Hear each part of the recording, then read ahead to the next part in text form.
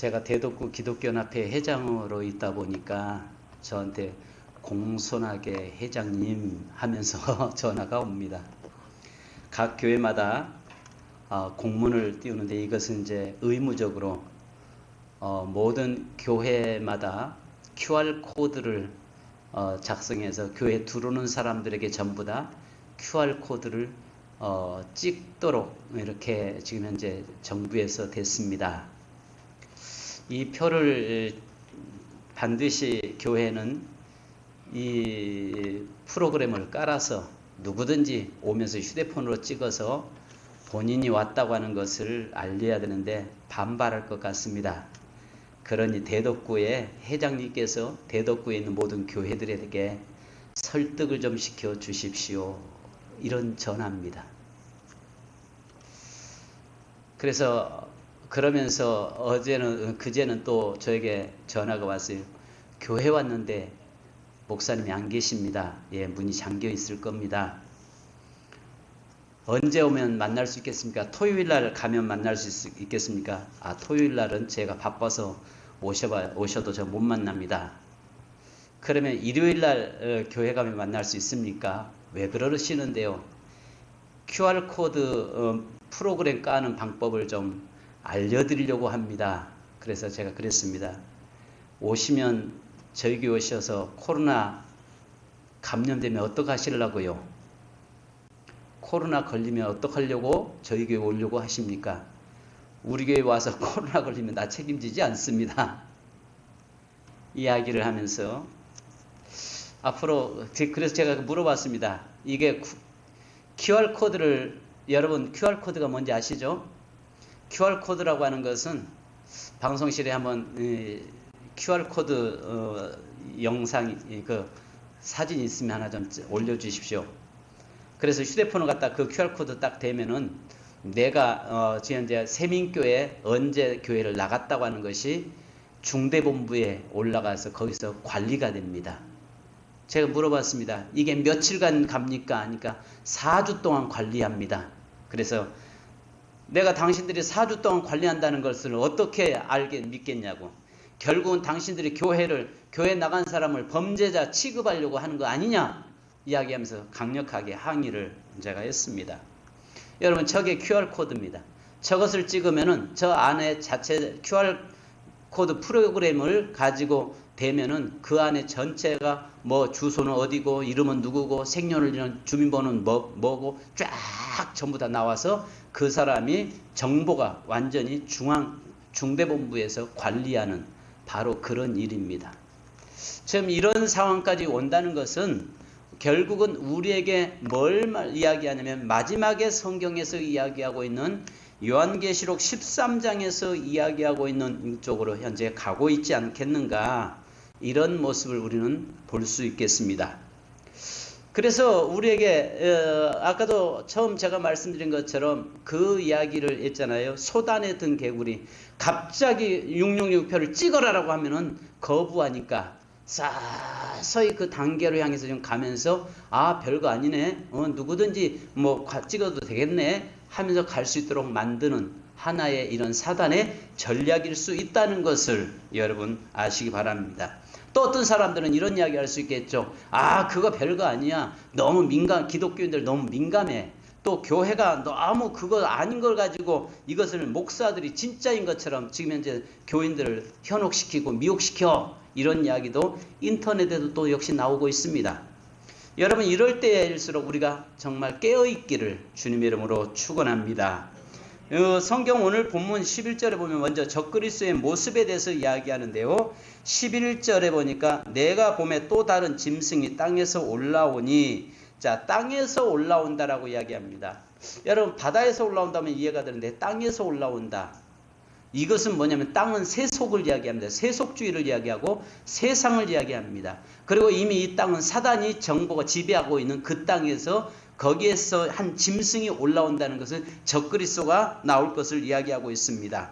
자, 그런데 나오는데 여기 보니까 뭐라고 이야기합니까? 어린 양같이 두 뿔이 있다. 어린 양처럼 액션을 취하는데 겉모양은 누구의 모습으로요? 어린 양 예수 그리스도의 모형으로 나오고 있다라고 이야기합니다. 예수 그리스도의 이 모형으로 나오는데 양의 탈을 쓴 이리의 모습으로 나오는 거죠. 겉은 예수님의 모형으로 나오고 있습니다. 평화를 이야기하고 사랑을 이야기하고 그런 정의를 이야기하고 있습니다. 그런데 용처럼 말을 하더라. 용처럼 말을 하더라. 이 말은 사단이 말을 하고 있다는 것입니다.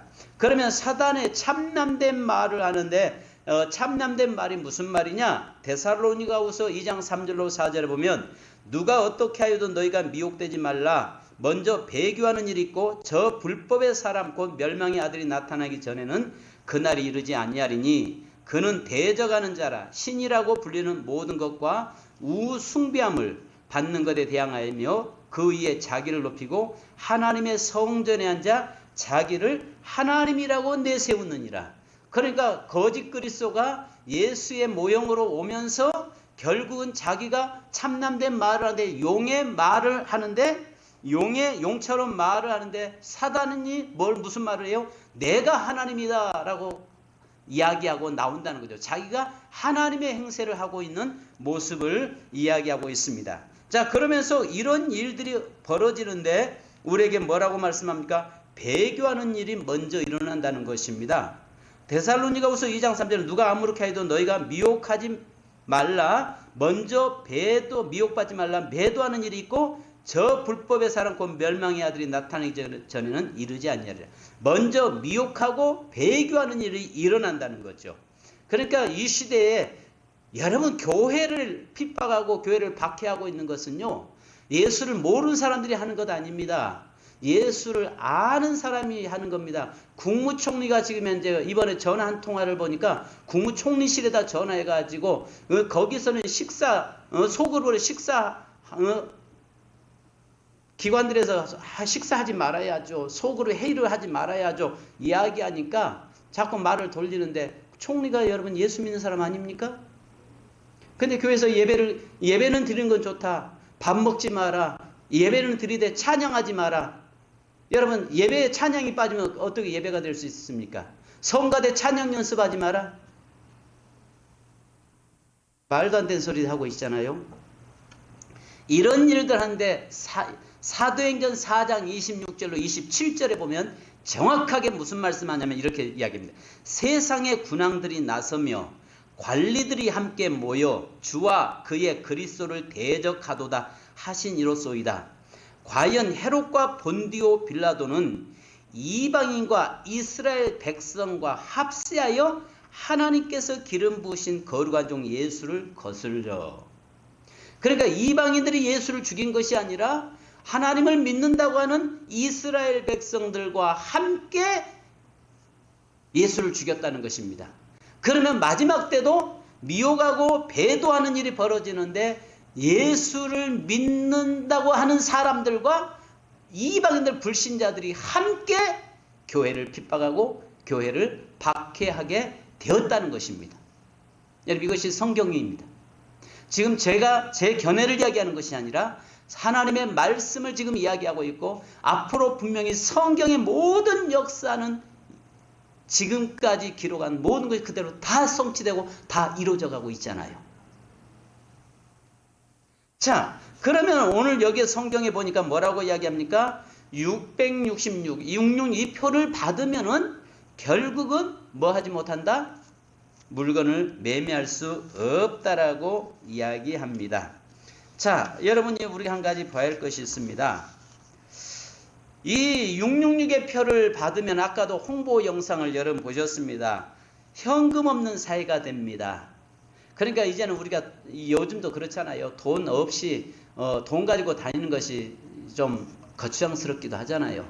그러니까 스마트 카드 하나만 가지고 다니면 모든 거 다 만사 오케이. 요즘은 카드도 필요 없잖아요. 휴대폰에다가 휴대폰 갖다 대면 다 되게 돼 있잖아요. 이제 이것도 귀찮아지니까 결국은 우리 몸에다가 이마에나 이 손등에 오른 손등에 이것을 찍어 놓으면은 결국은 물건을 매매할 수 있고 현금 없는 사회가 됩니다. 그러니까 현금 없는 사회가 되니까 어때요? 도둑맞을 일 없고 강도당할 일 없고 그 다음에 완전하게 보호받을 수 있죠. 그 다음에 세상에서는 삶이 참 편해지죠. 그러나 그리스도인들에게는 물건을 통용할 수가 없습니다. 그리스도인에게는 환난이지만 세상 사람들에게는 편리한 제도입니다. 이 표를 받는다고 해서 그 사람이 구원 못 받느냐 이걸 뛰어넘어서 오늘 우리의 삶에서 666이라고 하는 이 표를 짐승에게 경배를 이야기하는 거거든요. 짐승의 표를 받는 자에게는 결국은 물건을 매매할 수 없다라고 이야기합니다. 그래서 마태복음 24장 21절에 보면 이는 그때 큰 환란이 있겠음이라 창세로부터 지금까지 이런 환란이 없었고 후에도 없으리라. 우리 기독교인들에게 큰 환란이 오는데 앞으로 666이라고 하는 이 표가 본격적으로 시도되면은 이제 이때 우리 그리스도인들에게는 환란이라고 이야기하는 것입니다. 왜? 세상 사람들에게는 살기 너무 좋죠. 왜요? 완전하게 보호받잖아요. 내 자녀들이 유괴될 염려 없잖아요. 그 다음에 돈 없이 얼마든지 자유롭게 돌아다닐 수 있잖아요. 그러면서 완전히 정부가 나를 지켜주는 것처럼 보호해주는 것처럼 보이잖아요. 세상 사람에게는 너무 편리한 제도입니다. 그러나 우리 기독교인에게는 하나님 뭐라고 말씀합니까? 이 표를 받으면은 물건을 매매할 수 없기 때문에 환난이고 이런 환난이 없다라고 성경은 이야기합니다. 자, 그러면 여기서 666의 등장인데 이것을 세 가지로 이야기를 합니다. 666은 요한계시록에는 짐승의 이름을 나타내는 상징적인 숫자로 기록이 되어 있습니다. 이 짐승은 일반적으로 세상의 마지막 시기에 나타날 예수 그리스도의 형상을 한 적그리스도가 예수의 이름을 빙자해서 들고 나와서 기사와 이적과 표적을 행하고 할 수만 있으면 많은 사람을 유혹하고 미혹해서 자기 편 딱 만든 다음에 그리고 마지막 자기가 하나님의 자리에 서서 하나님 행세를 하게 된다. 이걸 지금 이야기하고 있는 것입니다. 이게 마지막 시대에 나타날 현상이다 라고 이야기하고 있습니다. 자, 그러면 여기에서는 첫 번째는 이 666의 이 표를 등장은요, 적그리스도의 이름이라고 이야기합니다. 즉 숫자로 문자를 풀면 이름이 나타나게 되는데요, 이것을 게마트리아라고 이야기합니다. 게마트리아라고 하는 것은요, 여기에서 실제로 폼페이에 어느 벽에 다음과 같은 글이 새겨져 있는 것이 발견된 바 있습니다. 나는 그 이름의 수가 545인 그녀를 사랑한다와 아메니우스는 그의 아내에 대해 좋게 생각했다. 그녀의 존경스러운 이름의 수는 45이다. 이런 경우를 근거한다면 짐승의 이름이라고 하는 666이라는 숫자의 표는 당대 새로운 것이 아니었습니다. 그러니까 이 요한계시록이 기록되고 있을 때에 게마트리아법이라고 하는 것을 통해서 어떤 것을 이야기하면 각 사람마다 고유번호가 있었습니다. 그것은 뭐냐면 이 알파벳의 고유번호가 있듯이 히브리어나 또 모든 이 라틴어에 보면은 고유번호들이 있어요. 그 고유번호가 있는데 여기에서 이 고유번호를 조합을 해서 나오는 게 666이라는 것이죠. 그러면 그 당시에 로마에서 최초로 이 기독교를 박해했던 황제가 있죠. 네로 카이사르라고 하는 이 사람의 이름을 조합하면 666입니다. 그러니까 이 당시에 기독교인들이 666이라고 하는 이 표현들을 쓴 것은 앞으로 기독교인들을 대박해할 자가 나온다라고 하는 이야기입니다. 그래서 로마 황제가 최초로 첫 번째 네로가 기독교를 박해한 것처럼 그 다음에 그 모든 황제들이 10대 박해 사건이 있잖아요. 10명의 황제들이 기독교를 박해하는데 그 사람이 대표자란 말이에요. 그래서 네로 카이사르라고 하는 사람 이름이 666이 됩니다. 그래서 성경에서는 666 바로 이렇게 기독교인들 예수 그리스도에 대적하는 적그리스도가 나와서 자기가 하나님 행세한다라고 하는 이야기입니다.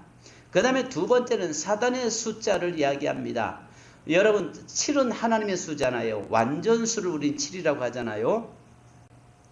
근데 완전성을 위해서 우리가 생각해오던 7을 비해서 하나가 부족한 거. 그래서 666 이거에도 아무리 666 해도 7이 완전할 수 없다는 것을, 부족함을 이야기해서 이것을 사단의 수다라고 이야기합니다.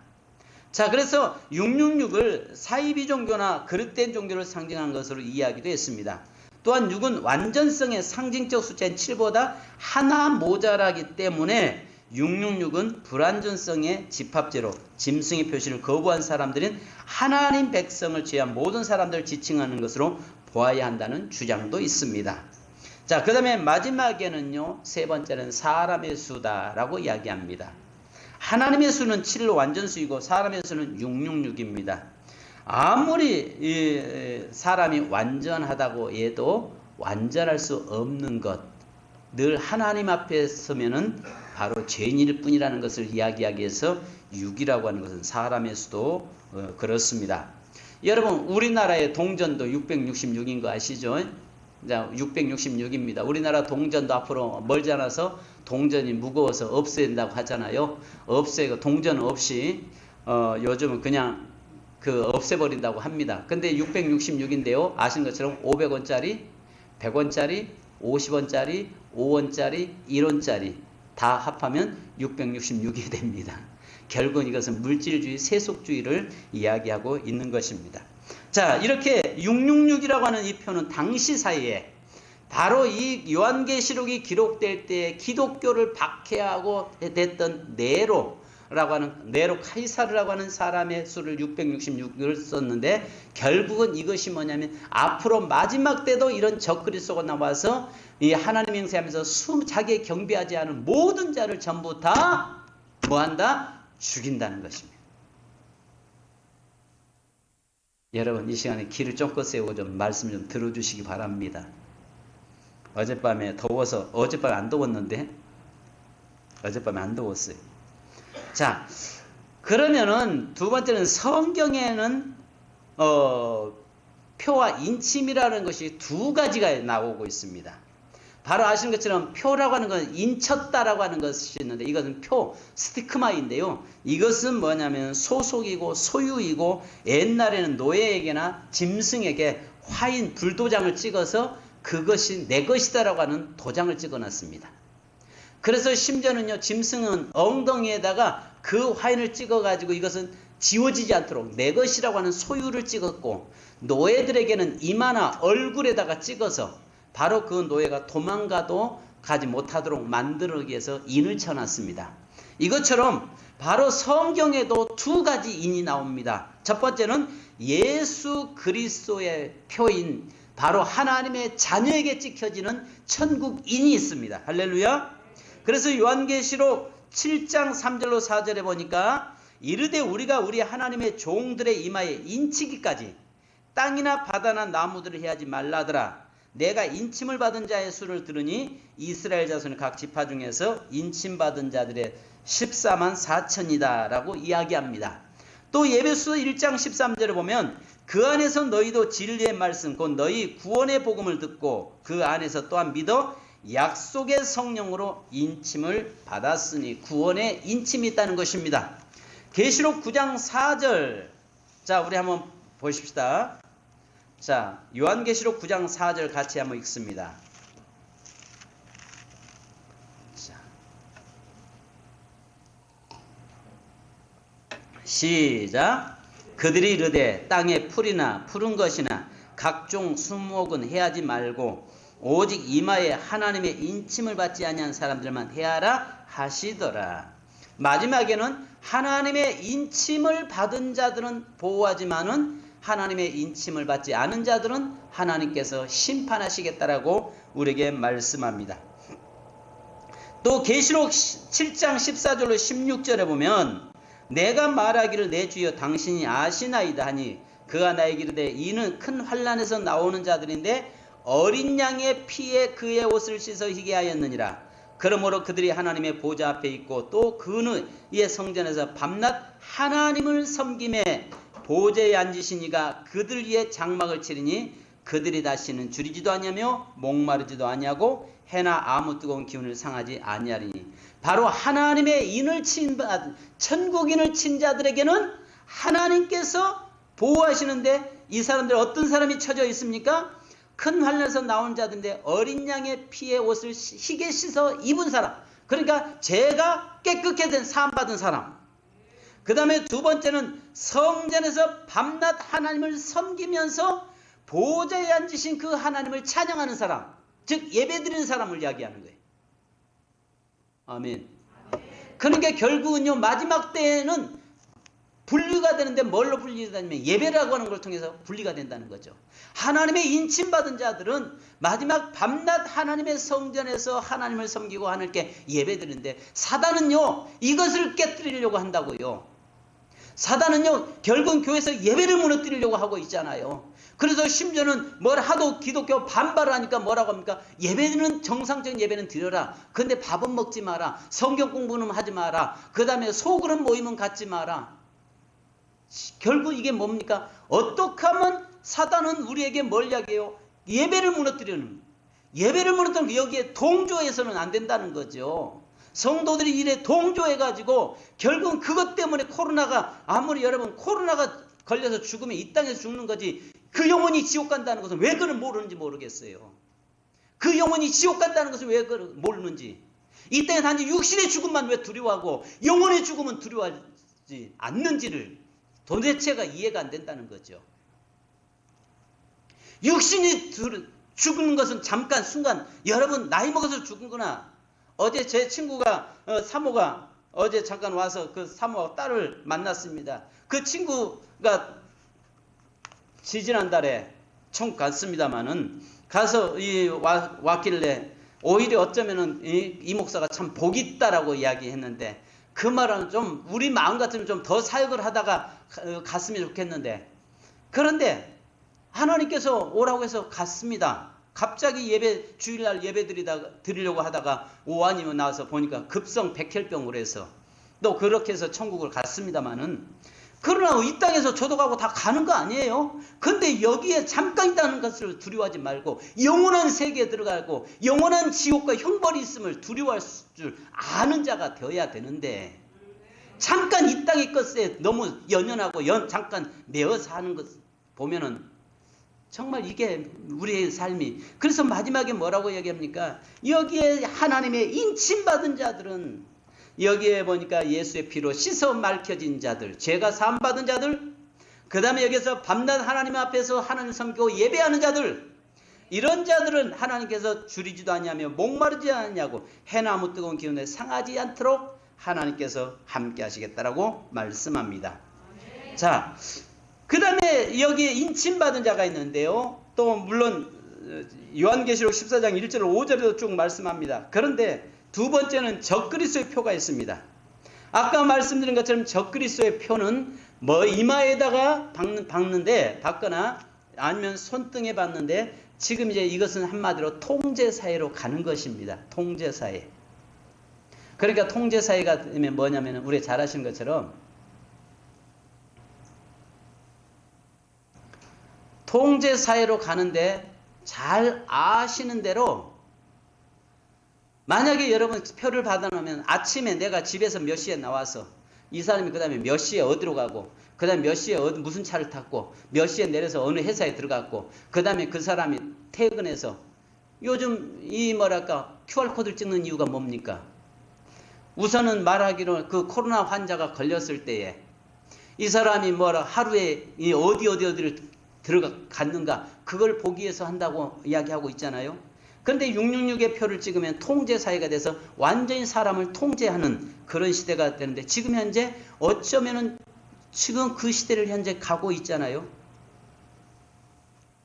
그런데 여기 보니까 이 표를 적그리스도의 표가 있는 이 표를 받는 자는 어떤 자이냐? 자, 14장 9절로 10절을 같이 한번 읽습니다. 자, 14장 9절로 10절. 여기에 김용미 사모님 크게 한번 서서 읽으세요. 김용미 사모님 서서 읽어요. 자, 14장 다 듣도록 9절로 10절. 시작.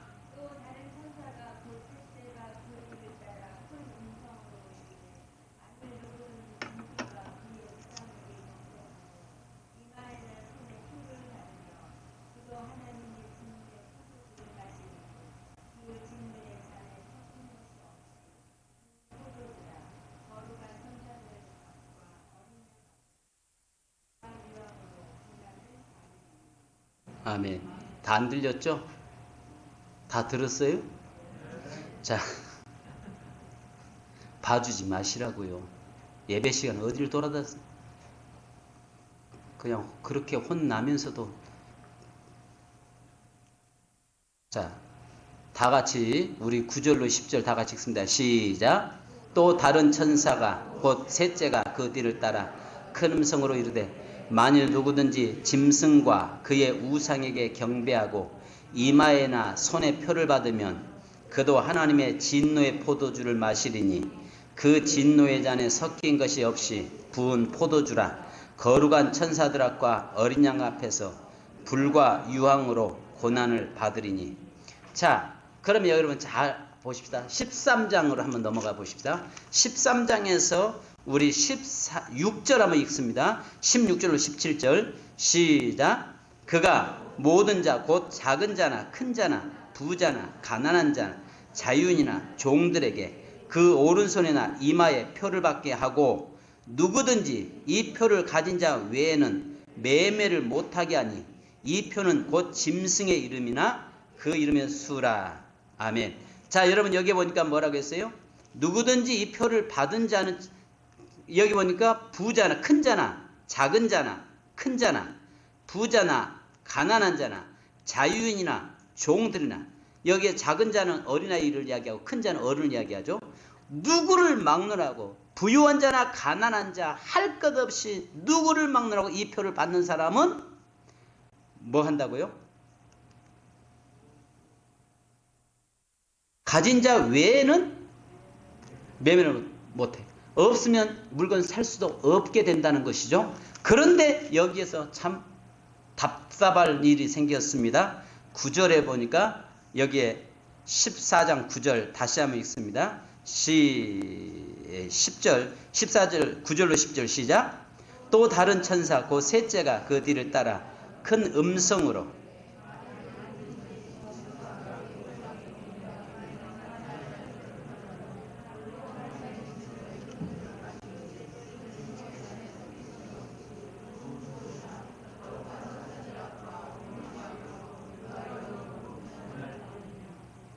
아멘. 참 답답할 일이죠. 표를 안 받으면 뭘 못해요? 물건을 살 수 없고 세상에 살아갈 수가 없고, 또 그렇다고 이 표를 받으면은 뭐 해요? 불과 유황불에 들어가고.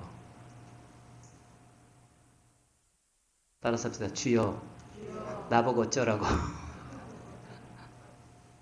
나보고 어쩌라고. 안 할 수도 없고 할 수도 없고. 그래서 여러분 또 보십시다. 16장 2절. 자, 16장 2절 자 보십시다. 이 표를 받으면 어떻게 되는가요? 시작. 짐승의 표를 받은 사람들과 그 우상에게 경배하는 자들에게 악하고 독한 종기가 나더라. 자, 암이 발생한다 이 말이죠. 악한 종기가 난다는 암 발생이죠. 자, 19장 20절 한번 보십시다. 자, 19장 20절. 자, 시작. 짐승이 잡히고 그 앞에서 표적을 행하던 거짓 선자도 함께 잡혔으니 이는 짐승의 표를 받고 그의 우상에게 경배하던 자들을 표적으로 미혹하던 자라.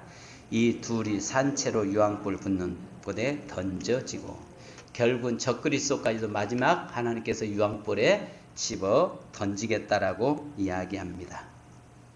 마태복음 아까도 말씀드린 것처럼 24장 9절에 보면 그때 사람들이 너희를 환난에 넘겨주겠으며 너희를 죽이리니 너희가 내 이름 때문에 모든 민족에게 미움을 받으리라. 지금 현재 우리가 미움을 때문에 민족 모든 사람들 앞에 지금 현재 여기에 우리 믿음 때문에 미움을 받기 시작하고 있습니다. 아, 직장에서 뭐라고 해요? 교회 갔다 왔어? 어제 뭐 했어? 교회 갔다 왔어. 하면 뭐라고 해요?